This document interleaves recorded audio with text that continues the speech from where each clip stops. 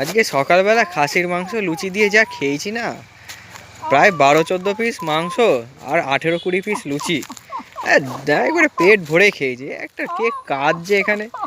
আরে মনে হচ্ছে বাতকুলা দাদার ব্লগে চাচা। আরে চাচা, ও চাচা কাঁদেন কেন, কি হলো? কি আর কমালে, সকালবেলায় মাংস আর ভাত হয়েছে। এই মাংস নিয়ে দুই ভাইয়ের মধ্যে মারামারি হয়েছে। মা মাংস এত এত দিয়েছে, আর আমার 1 পিস দিয়েছে, 1 পিস আলু দিয়েছে, আর একটু ঝোল দিয়েছে। এই চাইতে উঠে পেটটা ভরে যায়। অনেক কষ্টের মধ্যে কাটছি। মারা তো এরকম হয় না, সবাই কিন্তু সমান চোখে দেখে, কাঁদতেছি না। মারাও সন্তানদের 2 চোখে দেখে।